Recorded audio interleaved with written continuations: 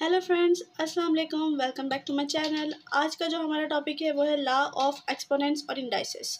Exponents जो हमारे पास powers होती हैं और इंडाइसेस सेम चीज़ आ गई है हमारे पास। अब मैं आपको बताऊंगी कि हमने जो लास्ट वीडियो बनाई थी उसमें हमने किया था काम कि हमने 1.3 कंप्लीट कर दी थी। उसके बाद जो हमारा नेक्स्ट टॉपिक है, नेक्स्ट एक्सरसाइज है 1.4। तो उसके लिए आपको ये थोड़े से लॉज याद करने पड़ेंगे, आपको समझना पड़ेगा। अगर आप याद भी नहीं करते, अगर आप समझ लें इजी तरीके से क्या लिखा गया है, क्या बताया गया है, तो आपको एक्सरसाइज करने में मज़ा आएगा और आपको वो ईजी लगेगी। So let's start. आज जो हमारा टॉपिक है वो है लॉ ऑफ एक्सपोनेंट्स और इंडाइसेस। लॉ ऑफ एक्सपोनेंट्स और indices are important in many field of mathematics. Means कि अगर हमारी जो मैथमेटिक्स की फील्ड है इसके अंदर ये वाला जो लॉ है बहुत इंपॉर्टेंट है। मतलब बेसिक चीज़ पढ़ा रही हूँ आज मैं आपको, ताकि आपको इजीली समझ आ जाए और आपको हमेशा के लिए याद रहे कि कौन से लॉ, कौन से एक्सपोनेंट किस तरीके से हमारे पास यूज़ में आएंगे। फर्स्ट हम बताते हैं कि हम रिकॉल करते हैं कि base, exponent and value of power. मतलब जो हमने पहले टॉपिक्स पढ़े हुए हैं उसमें मैंने आपको बताया कि बेस क्या होती है, इंडाइसेस क्या होते हैं, एक्सपोनेंट्स क्या होते हैं। उसके बाद वैल्यू ऑफ पावर को हमें सिर्फ रिकॉल करना है, बताना है। तो let's start. Consider in exponential form. मतलब आपको एक एक्सपोनेंशियल फॉर्म कंसीडर करनी है, जैसे कि इधर ये भी है A N. Here A is called the base. अब जो ए है, जो नीचे वाली चीज़ है, वो होगी हमारे पास base, and N is called the exponent और इंडेक्स। इंडेक्स मीन्स जो उसकी पावर है, like N, A power N. Example read as, आप इसको ऐसे रीड कर सकते हैं कि A to the nth power. nth power मतलब N number of power. Power कुछ भी हो सकती है, पॉजिटिव, नेगेटिव, अनलिमिटेड पावर्स है, इनफाइनाइट तक। तो आपको इजीली समझ आ जाएगा, like 2 power 3, 2 power 4 etcetera. The result of a power n where a is belongs to rational number is called its value। मतलब जो रिजल्ट आएगा आपके पास a पावर n का, उसमें जो a है वो बिलोंग्स कर रहा है रियल नंबर से। जैसे मैंने आपको अपनी स्टार्ट की वीडियो में, फर्स्ट वीडियो में नंबर्स के बारे में बताया था कि रियल नंबर्स क्या होते हैं, रैशनल नंबर्स क्या होते हैं। तो आई होप कि आपको इजीली समझ आ जाए, आप लोग अंडरस्टैंड करें। अगर आपने मेरी वीडियो नहीं देखी तो आप जाकर मेरी वो वीडियो देख लें, ताकि आपको पता चले कि रियल नंबर्स क्या होते हैं, rational numbers, irrational numbers, integers, ताकि कोई कन्फ्यूजन ना रहे। उसको आप कहेंगे इसकी वैल्यू। लाइक जब आप सॉल्व करेंगे, लाइक 2 पावर 2, तो आ जाएगा आपके पास 2 के ऊपर पावर 2, मतलब 2 को 2 दफ़ा मल्टीप्लाई करना है, तो आंसर होगा 4। अब apply the laws of exponent to simplify expression with real exponents. Means आपको एक ये जो लॉज बता रहे हैं आपको, ये सिंपली एक्सप्रेशन पे फॉलो करने लगाने रियल एक्सपोनेंट्स में। अब फर्स्ट लॉ लिखा हुआ है, the following laws of exponents are useful to simplify the expression. अब ये वाले जो सारे लॉज हैं आपको यूज़ करने में, एक्सप्रेशन सॉल्व करने में बहुत मदद देंगे। So let's start. First law है हमारे पास law of product powers. Means कि आपके पास दो प्रोडक्ट्स दिए हुए होंगे, लाइक प्रोडक्ट मीन्स मल्टीप्लिकेशन। यहाँ पे लिखा हुआ है कि if A B belongs to R, अगर दो नंबर बिलोंग्स कर रहे हैं रियल नंबर से, and X Y belongs to Z plus. Z plus means positive integer, plus means positive, Z means integer.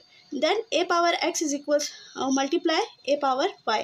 यहाँ पे क्या हो रहा है हमारे पास, प्रोडक्ट रूल हो रहा है, मतलब प्रोडक्ट ऑफ पावर्स आ रही हैं, मल्टीप्लाई कर रहे हैं, प्रोडक्ट मीन्स मल्टीप्लिकेशन, और दोनों पावर्स आ गई एक्स और वाई।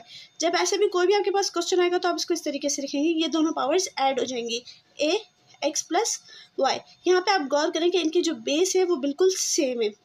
अगर चेंज बेस हुई तो हम कुछ और रूल अप्लाई करेंगे, लेकिन अगर सेम बेस हुई और पावर चेंज हुई तो हम ये वाला रूल अप्लाई करेंगे। अब इसकी जो एग्जांपल्स है, some examples based in this law are given below. इस लॉ पे जो एग्जांपल्स बनाई गई हैं वो ये है कि ए पावर 2, ए पावर 3 मीन्स बेस सेम है लेकिन पावर्स चेंज है। तो यहाँ पे क्या हुआ, इनकी जो पावर्स हैं, एक्सपोनेंट्स कह दें, इंडाइसेस कह दें, क्या हो रही है, ऐड हो रही हैं। 2 + 3 5, तो आपके पास क्या आंसर आ गया, ए पावर 5। यहाँ पे देखें 3 ऊपर कोई पावर नहीं है, जब कोई पावर नहीं होती है तो हमारे पास 1 पावर होती है।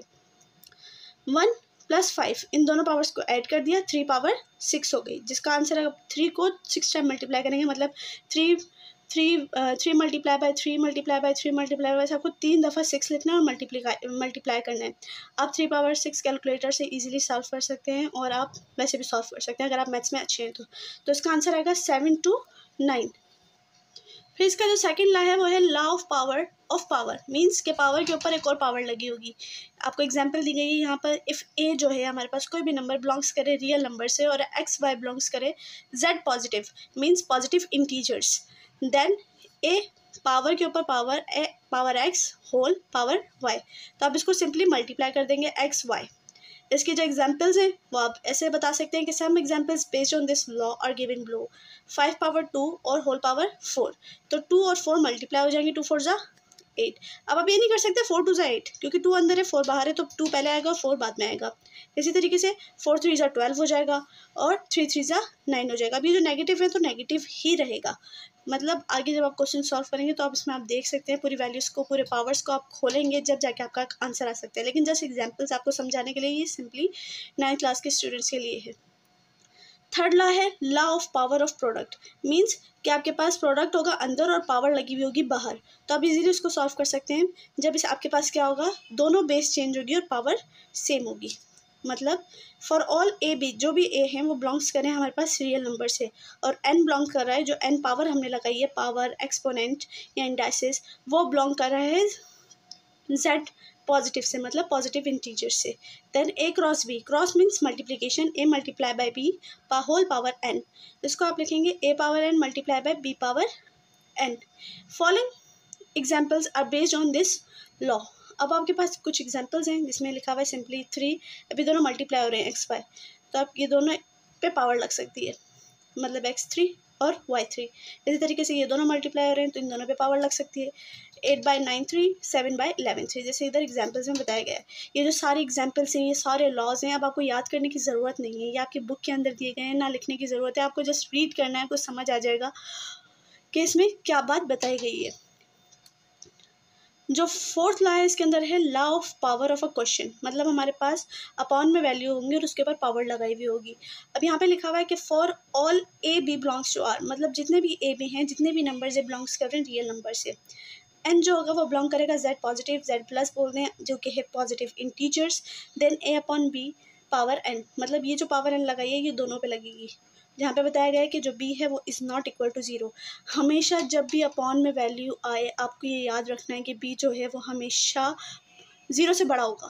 मीन्स जो नीचे वाली वैल्यू होगी, अगर नीचे मैं कह दूँ कि b अपॉन a है, तो a जो होगा वो हमेशा 0 से बड़ा होना चाहिए, कभी भी 0 ना लगाएं, वो आपकी एक्सप्रेशन को गलत कर देगा, इनफाइनाइट वैल्यू तक ले जाएगा। तो यहाँ पे लिखा हुआ है कि फॉलोइंग एग्जाम्पल्स हैं आपके पास बेस्ड ऑन दिस लॉ। 5/8 3, अब ये दोनों पे पावर लग जाएगी। f upon G power 4 f4 g4 where g is not equal to 0। यहाँ पे हमने क्यों नहीं लिखा कि it is not equal to 0, क्योंकि यहाँ पे एक वैल्यू दी गई है हमें जो कि 8 है, जो ऑब्वियसली 0 से बड़ी है। अब फिफ्थ लॉ जो है वो ये बोल रहा है कि law of question of a power, means कि आपके पास दो पावर्स दी गई होंगी जिसमें आपको याद रखना है कि पहली पावर जो होगी वो m, सेकंड पावर होगी n। यहाँ पे बेस सेम है, अगर आप बेस अलग भी हो सकते हैं, ज़रूरी नहीं है कि बेस हमेशा ही सेम रहे, चेंज भी हो सकती है।